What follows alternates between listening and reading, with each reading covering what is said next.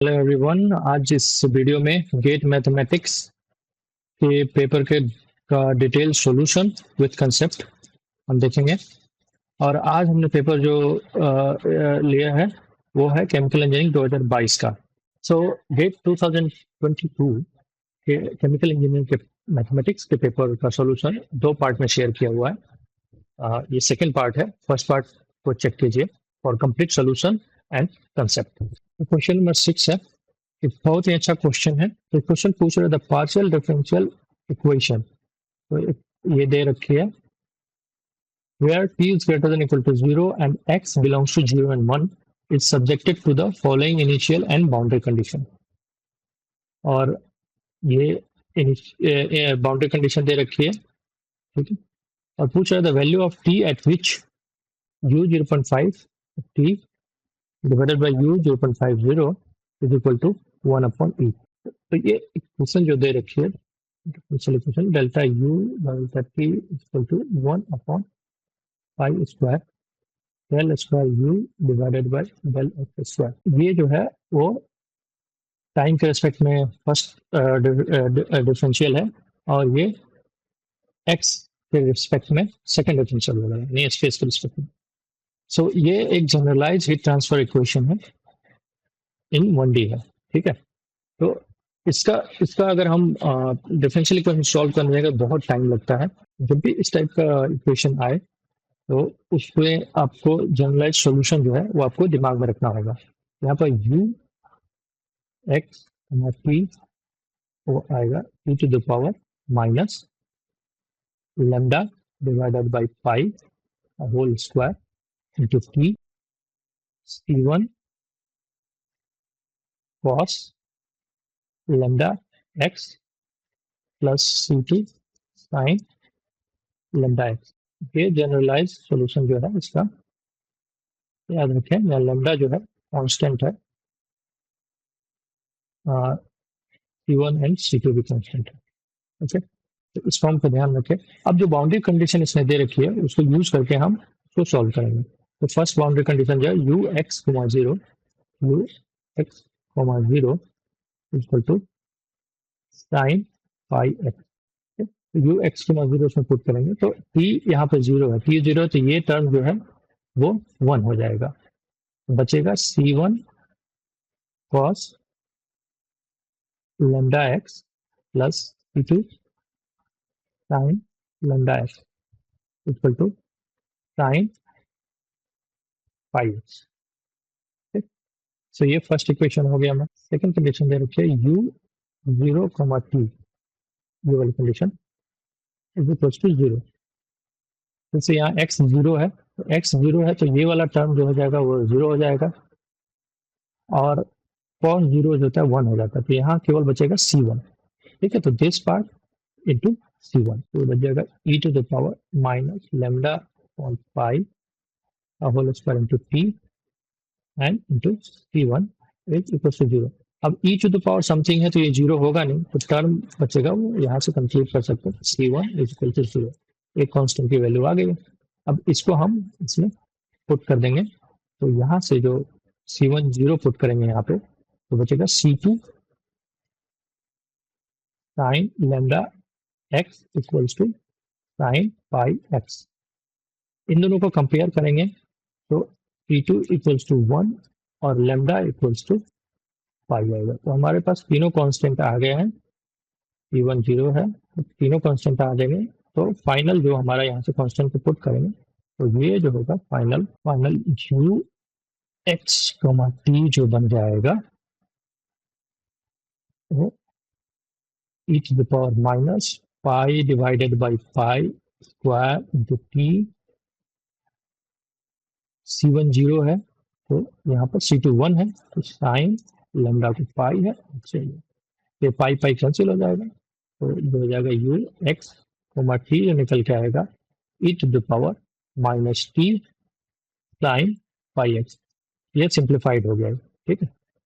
अब ये इस टर्म को सॉल्व करने के लिए बोला है तो हम directly u 0.5 t is equals to 1 upon e यानी u 0.5 0 डिवाइडेड बाई ई इसमें पुट करेंगे, सो ये 0.5 और t इसमें पुट करेंगे, तो यहाँ x 0.5 है और t है, तो e to the power minus t और साइन 0.5 पाई, ये इधर का टर्म हो गया।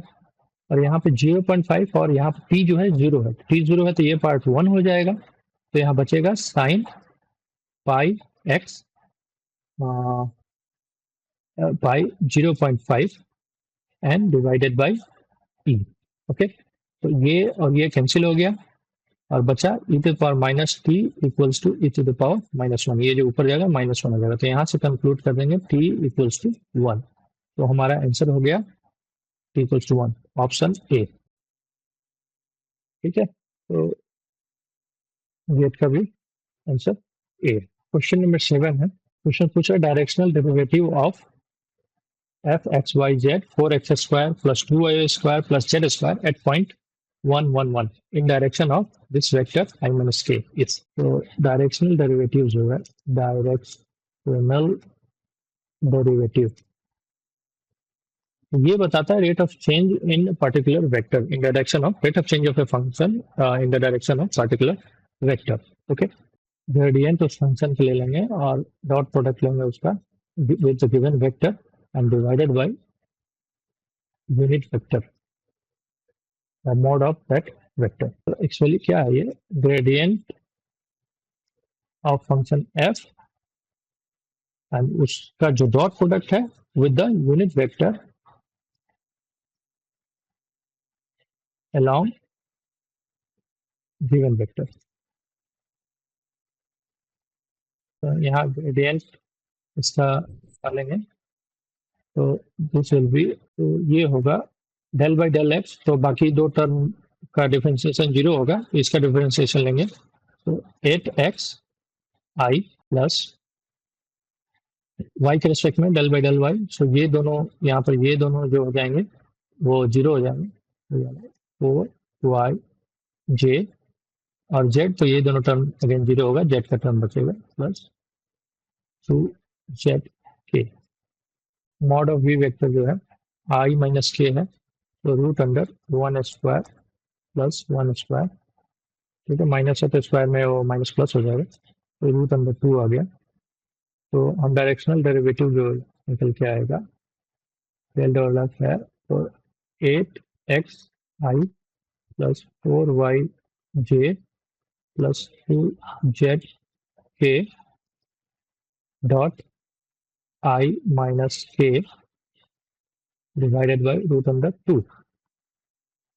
सो यहाँ i का i के साथ और k के साथ आएगा, j का टर्म यहाँ 0 है, तो ये वैल्यू 0 हो जाएगी, तो यहाँ होगा 8x minus 2z divided by root under 2। ये वैल्यू पूछ रहा है x, y, z equals to 1, 1, 1 पे पूछ रहा है, तो यहाँ x और y की वैल्यू पुट करेंगे, तो हमारा डायरेक्शन की वैल्यू निकल के आएगी 2 into 1 divided by root under 2 is equals to 6 upon root 2, और 6 अपॉन रूट 2 यहाँ कितने 2 डेसिमल प्लेसेस पे पूछा है, तो इसको सॉल्व करेंगे, तो ये 4.243। ओके, तो 2 डेसिमल प्लेस पे जो हो जाएगा यहाँ पे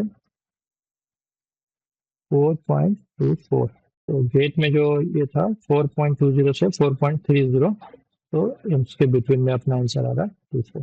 ओके, नेक्स्ट क्वेश्चन 8, इसमें पूछ रहा है consider a sphere of radius 4 centre at origin with outward unit normal n on its surface S. The value of surface integral is dot n dA over the surface S is, ठीक है, तो यहाँ sphere है और outward unit normal vector n है। इस question में sphere दिया हुआ है and outward unit normal vector की बात कर रहा है और double integral over the surface पूछ रहा है। यहाँ यूज करेंगे गॉस थ्योरम का, जिसको हम डाइवर्जेंस थ्योरम भी बोलते हैं, डाइवर्जेंस थ्योरम, ठीक है। सो इसमें क्या होता है, over the surface of any function f dot n dA वो हो जाता है over the volume divergence of F D. Okay, क्या हमारे पास फंक्शन जो है एफ यहाँ पर है, कांस्टेंट को बाहर ले लेंगे तो एफ जो है 2xi plus 3yj plus 4zk। तो डायरेक्टली इसकी वैल्यू जो है हम इस फॉर्म में लिख देते हैं, integral over the volume divergence F dv is equals to, इसका डाइवर्जेंस हम लेते हैं, ये होगा del by del x 2x, ये 2 होगा प्लस 3 होगा ये एंड प्लस 4 होगा, और dv होगा द वॉल्यूम, और ये कांस्टेंट डिवाइडेड बाई 4 पाई आ जाएगा, 1/4 पाई यहाँ मिस हो गया था, डिवाइडेड बाई 4 पाई, तो हो गया 5 9 डिवाइडेड बाई 4 पाई, और ये dv ओवर द वॉल्यूम, तो स्फीयर के ओवर द स्फीयर की बात कर रहे हैं तो वॉल्यूम ऑफ स्फीयर हो जाएगा, वॉल्यूम ऑफ स्फीयर। तो फाइनल जो आंसर आएगा 9.45 इंटू स्फीयर के वॉल्यूम का होगा 4/3 पाई, और रेडियस 4 है तो r क्यूब होगा, पाई r क्यूब, तो 4 और 3। तो ये 4 कैंसिल हो गया, पाई से कैंसिल हो गया, 3 9 और 3 हो गया, तो आंसर हो जाएगा 4 इंटू 3 64 इक्वल टू 192। तो गेट का आंसर जो था 191 से 0.9 से 192.1, तो इन बिटवीन 192। तो ये लास्ट क्वेश्चन है, ये क्वेश्चन में पूछ रहा है the equation with dy by dx x y square plus 2y plus x minus 4.5 with the initial condition y equals to 0, y at x equal to 0 equal to 1 is to be solved using predictor corrector approach. Use the predictor based on implicit Euler's method and the corrector based on the trapezoidal rule, okay, of integration, each with the full step of 0.5. Consider only positive value of y. The value of y at x equal to 0.5 is, okay. तो यहाँ पे हमें predictor character use करना है। Predictor जो use करेंगे हम, इसमें है इम्प्लिसिट यूलर मेथड, ठीक है। तो इम्प्लिसिट यूलर मेथड में y1 equals to y naught plus h x1 y1, ये फॉर्मूला यूज करते हैं यहाँ पे, ठीक है। यहाँ पे क्या है, यहाँ पे x नॉट जो दे रखा है, x1 जो दे रखा है वो 0.5 है, ठीक है।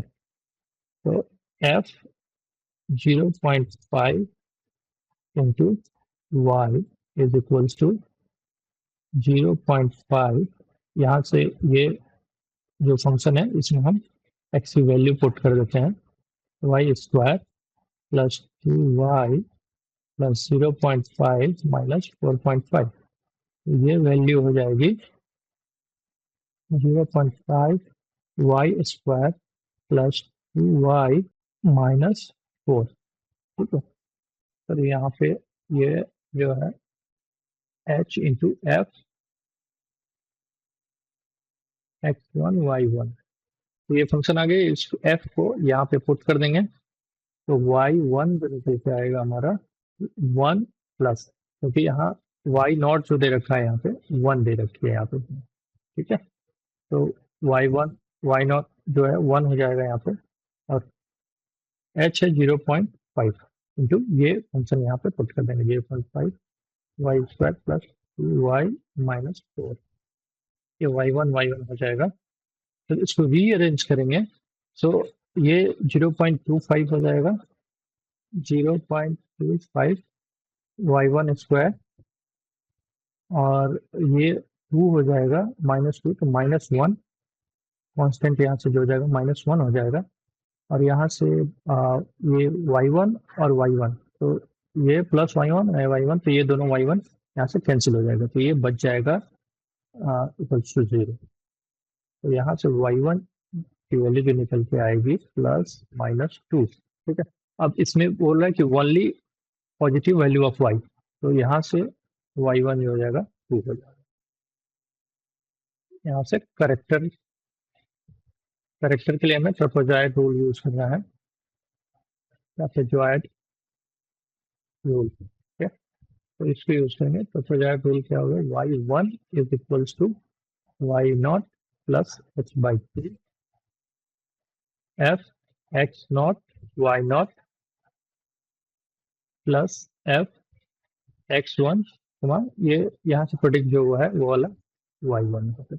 x0 0 है, y0 1 है, वो निकालेंगे यहाँ से 0 + 2 - 0.4.5 is equals to -2.5.